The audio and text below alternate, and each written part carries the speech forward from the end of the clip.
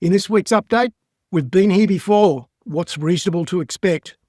Abrupt rotations continue, and precious metals and copper explodes. My name is Gary Davis. I'm an authorised representative of Primary Securities, and the information in this video is of a general nature only. Let's have a look at what is typical. It's been a couple of weeks of a fair amount of turmoil, except the indices don't really reflect that. So it requires some more in-depth look at what is driving markets at the moment and, of course, most importantly, where they're likely to go. So let's have a look at what is typical during these sort of periods, and it's reasonably predictable because at the extremes, it's just human nature playing out. And I always find it's very useful to look through the lens of self-interest, because everyone in financial markets operates on the basis of self-interest. And if you look at it that way, you can generally figure out what the major players' motivations are. And then, of course, the appearance of algorithms and the way that they influence the market, and it's very substantial. Now, knowing your time frame and your purpose is really important. And let me go to a couple of charts to start to unpack that. So we'll start with the NASDAQ and looking at a period back from the end of 2021, which is here when the NASDAQ peaked, and it ran all the way through to December of 2022. So it was 12 months of continuous downtrend. Since then, we've had another significant fall that was due to not only interest rates, which is a good part of what's happening now, but also because of the Trump tariffs. And then fast forward to this year, we've got the war in the Middle East. So I just wanted to have a look at what is typical when bond yields rise sharply.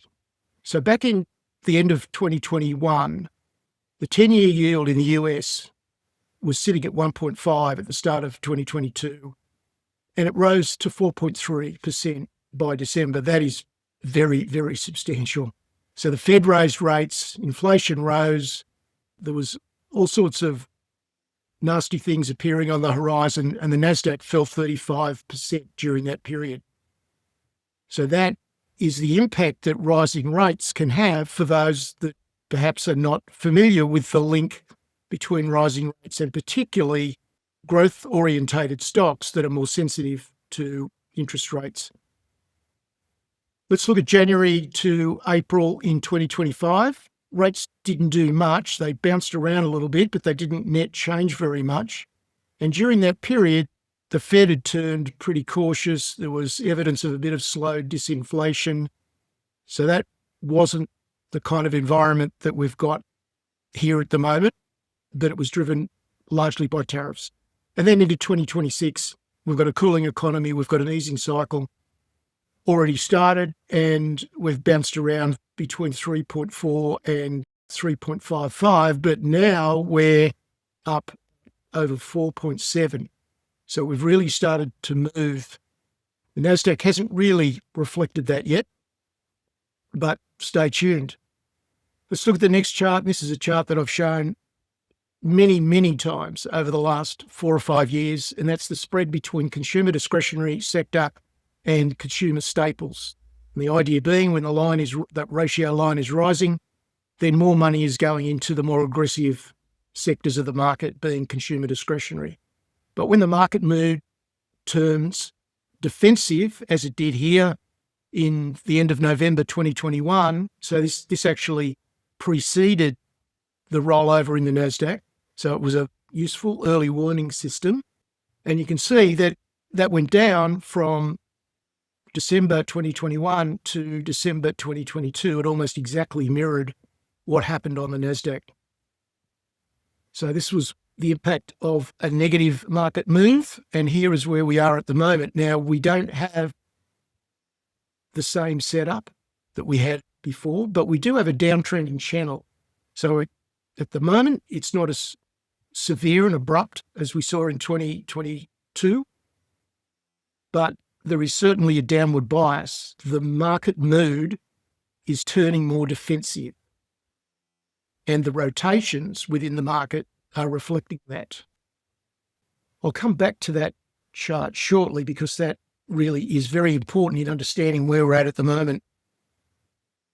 So knowing your time frame and purpose is so absolutely critical because it can require completely different responses. And that's the whole point about this Sunday video, to give you a perspective that is appropriate for your time frame.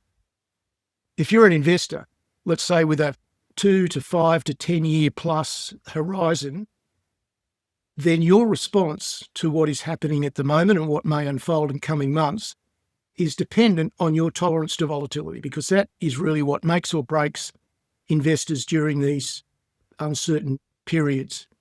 It's how you can handle the abrupt changes. Stocks may be in terrific long-term uptrends, but if and when, and it's certainly when, because there's not a stock on the planet that I know of that hasn't at some stage during its journey retraced 50% of the former gains. So it will happen, and it's how you deal with that that is so important. But if you're a short-term player, you're a trader or whatever way that you engage with the market, then you need to respect the strong rotations. So if you're an investor and you're heavily into US technology and you've got a long-term view and you're tolerant to volatility, then you may not need to do a whole lot. But if you're a shorter-term focused person, then you just need to respect what's going on at the moment, the rotation that's happening. So what we do in December 2021, we followed the market signal.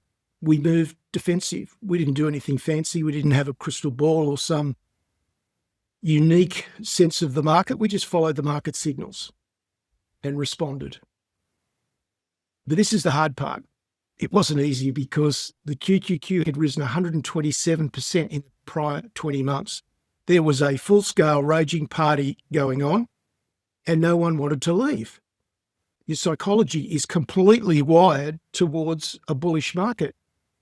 And then a signal pops up and says, hang on, it's 12 o'clock, it's all over, I've got to go home.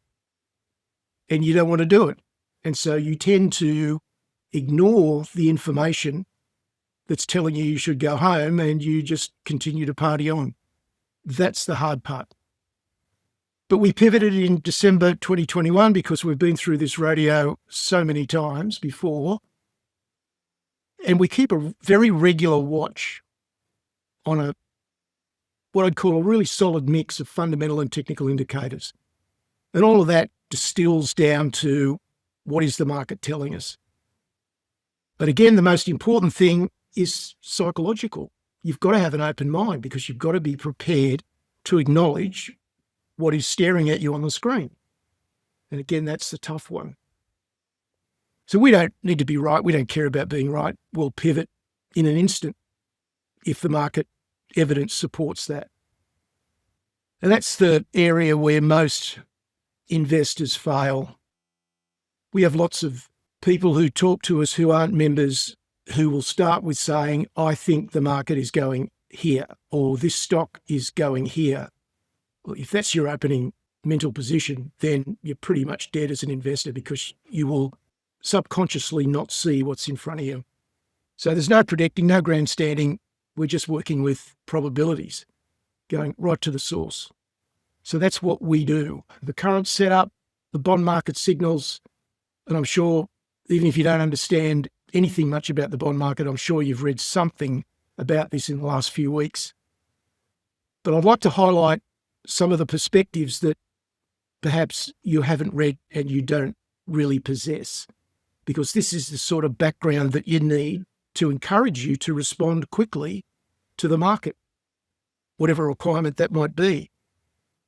So the US Treasury intervened in the bond market with respect to Japan, and that caused a reaction in the market. But the root cause of this, that wasn't the cause. That was just one of any number of triggers that could have set it off.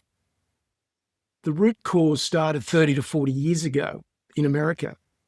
And I mean, how many times have you wondered, can America keep doing this? Can they keep printing money? Can they keep letting their debt blow out, which is something like $40 trillion now, and wonder why it doesn't break?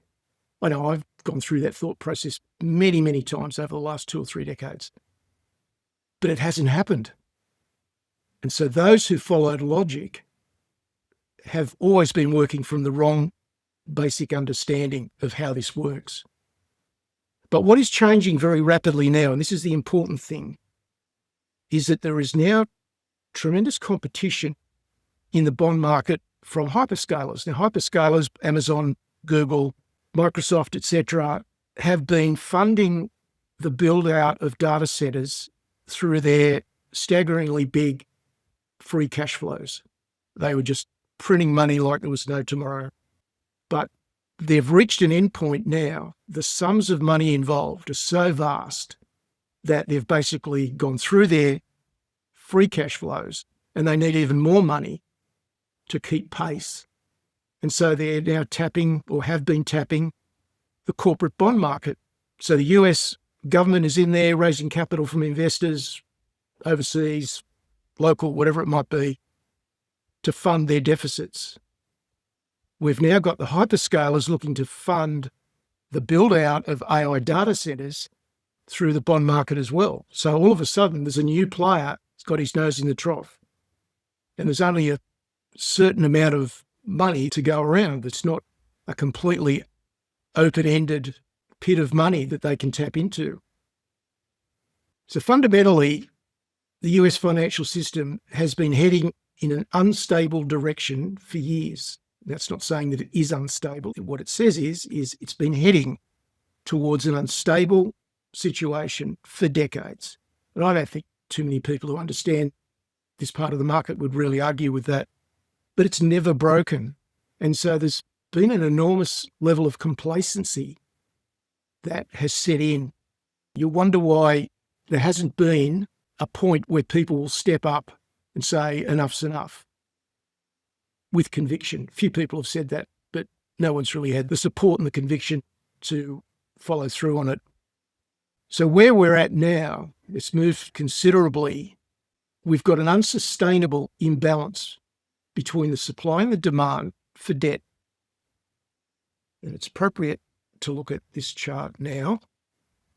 I've got this up on a Google chart, but just take that Google represents all of the hyperscalers and other corporates that are looking to raise debt by selling bonds.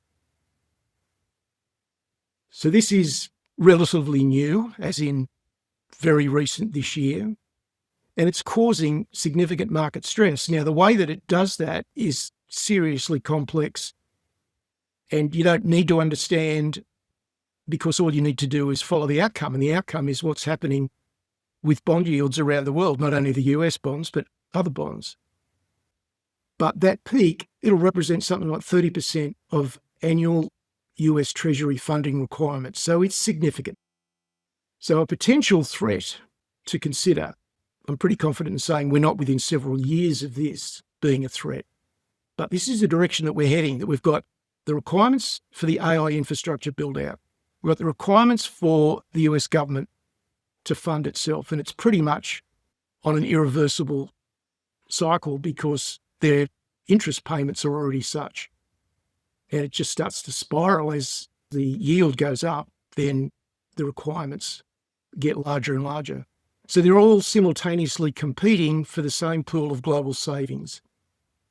So the cost of capital, which is interest rates, must rise until something gives. And that something, if it's not all going to come falling apart, is that CapEx needs to fall. That will almost certainly happen. Fiscal spending needs to be reined in. Good luck with that. Corporate borrowing or equity valuations have to give way. In other words, stock prices fall. So there's a kind of sobering long-term picture, but that endpoint may not get reached for a long, long time. We could be talking 5 or 10 years from here. So there's no need to get stressed about what's coming, but you do need to understand. And you do need to understand because it's important that you respond, that your eyes are open when the time comes. All right, so that's where we are in terms of the current setup. The bond market signals are not great. Bond yields are rising, the 10 years up to 4.73, I think. So that's not good. The direction's not good. But at the moment, the market is reasonably calm. And I'll say again, because I don't want to be misunderstood here, the market could remain calm and keep rising for several years to come. Okay, so let's be clear about what I'm saying. Now, semiconductors have been a problem in the AI complex, and they're not out of the woods yet, but they have stabilised fairly quickly. So the bottom line is it's impossible to know when the crisis manifests itself. Next week, next year, next decade. No idea. And I actually deliberately do not think about it because it just plants ideas and seeds that are not helpful, that influence you. But the thing that really helps me sleep well at night is that we're tracking the mix of the right indicators, fundamental and technical, that will give us early warnings. And those early warnings happen within a few hours if something very significant happens. So that's the thing that keeps me comfortable and stress-free, that we know that we're monitoring the things that are important, the things that matter. Now, what's important to you? What should your response be? If your response is to exit, I reckon that's about as bad a decision as you could make, because having cash in an increasing inflation environment, which is more likely than not, is not a great idea. Your money is guaranteed in terms of purchasing power to go down. So to me, that's not an option. It's about the timing and the nature of the progression, and we've just got to see that unfold. We've seriously got a smorgasbord of opportunities, positive opportunities. There always is and there always will be. There is beneficiaries somewhere, even in the worst of bear markets. So you think of it as a smorgasbord table, and you've got choices. So all you need to do is understand your choices and be open-minded. That's it. It's not hard. It's not hard in concept. It gets harder in application. Let's go through the numbers now. The American stocks, the S&P was down 1.4%, the NASDAQ by 2.1%, the Russell by 1.7%, so it was a negative week. If you take the whole view, and we've been right down in the weeds on this for weeks now, and if we take the whole view, fundamental and technical, it was worrisome a few weeks ago because there were some unknowns. Some of those unknowns are clarified. So I'd have to say at this point in time that the overall view is it's improved from where it was a couple of weeks ago. And it's improved because some things are now clearer, not because the situation has necessarily got any better, but the uncertainties have been partially resolved. And the AI fundamentals remain absolutely extraordinary. So I'm still totally of the view that AI is the best thing that's happened in decades, possibly centuries, and it's going to make a very significant positive improvement to society. And therefore, the investment opportunities are going to be enormous. But the pace of it is causing stresses in the global financial system. Now, last week, the beneficiaries were healthcare, energy, and materials because gold, copper, and other precious metals, palladium, platinum, etc., really took off. So that was very much more the American story last week. The US index, we've been up 101. We're now down under 99. And there's definitely a change in character, as you'll see when we get there. The 10-year yield finished at 4.74, and it's moving reasonably promptly towards 5%. And 5% will probably have some sort of psychological impact on the market. But then you go to the VIX. Now, the VIX is the fear index.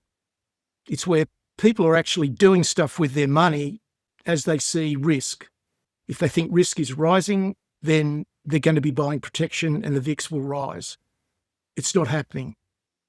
So on that surface level, you'd have to say that this is really just about the imbalances in the tech sector. And are those concerns valid or not? Too hard to say. You just respond to what the market does. respond with a good risk management plan. All right, let's jump in and look at some other charts now. So we've looked at the NASDAQ. I'll just tighten that in so you can see. So we were down a couple of percent, but there's nothing dramatic there. If we look at SMH, so the semiconductor index, this is on a weekly chart.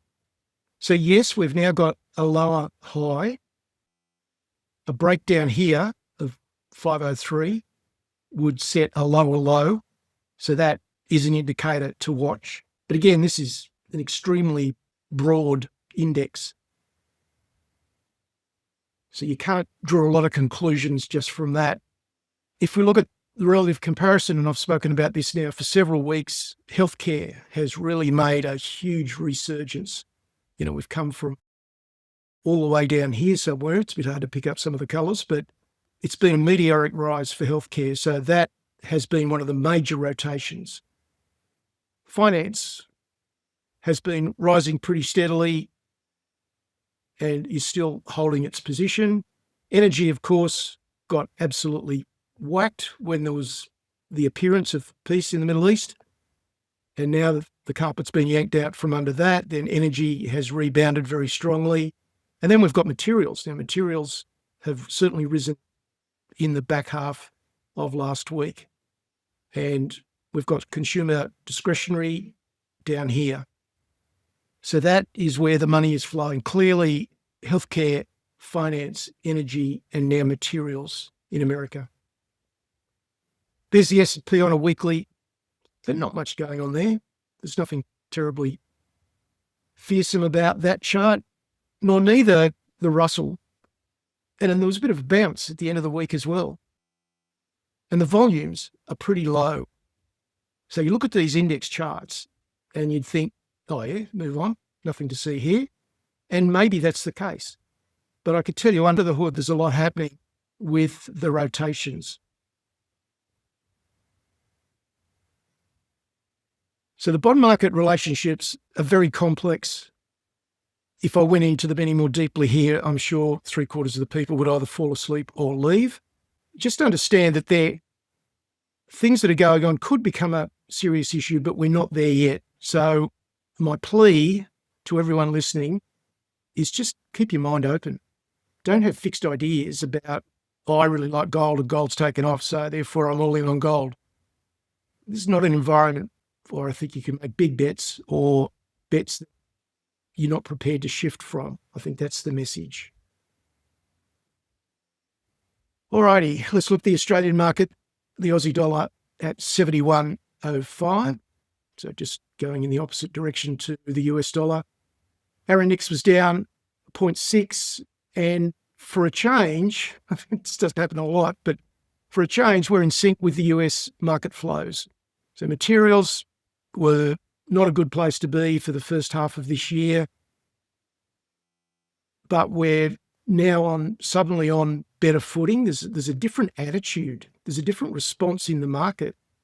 We're now starting to respond to news that should bring a positive response, whereas often in the first 6 months of the year, there'd be great news and then the prices would go down. And the worst hit with the guys, the explorers and the early stage developers at the bottom of the food chain. But we've now got a pretty abrupt change. It would appear to me that we're still following the normal kind of playbook. That is, money goes to the producers first because that's the lower risk. Then it finds its way to advanced developers, then early stage explorers and developers. And that's how it should be. You'd expect that. That's the way human nature is. Now, there are some exceptions. Of course, there always are. And there's a lot of M&A activity happening in mining as well. So that can change the dynamics on an individual stock basis. Now, before I go to precious metals, we need to look at the Aussie indices. So we'll start quickly with the ASX 200 weekly chart. Very small range, not a lot happening there. Materials has been the big mover. 2 of the last 3 weeks have been really significant. Information technology, it's hard to pick this one because the nature of our information technology sector is quite different to the US. So there's not necessarily much of a correlation there. So I'm not really getting too excited about technology in Australia. There's healthcare. We've had a great 3 or 4 weeks. CSL has done really well. PME has done well. So whilst that looks fantastic, you can't call it broad-based because it's just the influence of a couple of huge stocks. There's finance finally getting the D rating that has been deserved for several years. And there's energy bouncing back quite hard. So that's the Australian market. While I'm here, let's look at the precious metals on a weekly chart. That's silver. You can see 2 of the last 3 or 4 weeks have been quite emphatic now. Good confirmation there. This is the gold price on a weekly chart. Back in July, I said that this was the most potent contrarian trade in 50 years in the sector because the ratio, the probability that there was very little relative downside and massive potential upside. The question was when. Well, we've had the question answered. And I'd noted at the time that the likely trigger was to do with rate hikes. And whilst the Fed hasn't hiked yet, the market is doing it for them. Okay, that's precious metals. Oh, the other thing I need to look at is just the US dollar. So this is a weekly chart. So you can see we've had an abrupt change. We had an abrupt fall in the weekend in the 31st of July. Then we had a couple of weeks of paddling sideways. And now last week, again, quite abruptly down. So there's a bit of a character change in that respect. Now, if we look at the gold stocks, this is GDX in the US, and what a week it was. Phenomenal. It borders with the week ending the 1st of February, which was the end of the incredible bull run in gold stocks that we had. So that last week is really, really significant. This is GDX in Australia. So on a weekly chart there, that looks much more in keeping, and it would appear the way that it finished last week that there's more in front of us. And this is GDXJ listed in America. Again, that's a daily chart, and you put it on a weekly, and it's pretty emphatic. There we go. Okay, back to the presentation. So precious metals, just to summarize, gold was up 5.3%, 4,600. Silver, 6.7% to 69, so heading strongly in the right direction. And really, when you think about it, what's happening is that the recent week is telling us what a lot of people in the market are thinking, and that's they're losing trust in fiat currency is one way to interpret what is happening at the moment. These sort of things play out over decades, so you can't expect to see this rapidly unfold because it almost certainly won't. But again, you just need to be aware of the backdrop. So gold stocks, really emphatic. GDX listed in Australia is up 27% in 13 sessions, and listed in America up 31% in the last 14 sessions. That's pretty big move. Other commodities, copper, 658, and the abrupt turnaround, particularly in copper stocks, the miners, it was like someone stood up and rang the bell. It's just so abrupt. The copper stocks have just refused to respond to all the fundamental signals. And all of a sudden they do. I won't try and explain why that is the case because I have no idea. But what's important is we observe and respond, and miners are really humming. That's all you need to know. And this is why you need to have the appropriate level of conviction around your purpose and your time frame, because how can you make sense of this? How can you take advantage of it if you don't know what your purpose is and your time frame and your tolerance to volatility? How can you possibly make a decision? Crude oil, 87.6, it just goes up and down wildly depending on the Middle East war. So to wrap things up, there is opportunity in every single situation, the worst of bear markets. So for those less hardened investors, if you like, that haven't struck a lot of this sort of stuff in the past, you can't associate bear markets with closing up shop. It's just not the way to respond. There's always opportunity. What investors need critically is knowledge of your choices and what the risks are around each one of those choices. And then it just becomes so easy. We are monitoring what is a very rapidly changing dynamic. The strategy for us for how we handle whatever the market throws at us over the next 1 to 10 years is really clear. And it's really clear because it's simple. And a good part of it is just keep an open mind and know how to respond, know how to manage risk. Why am I raising this now if this is not something that might be relevant for a year or 5 years or 10 years? That's a fair question. Something quite nasty could be a long time away, but it's better to get into that routine. It could be next year. It could be next month. The sooner that you get into a routine where you understand what your choices are and what your responses should be that are suitable for you, then the better off you are. And hopefully that'll prevent you from making really poor choices.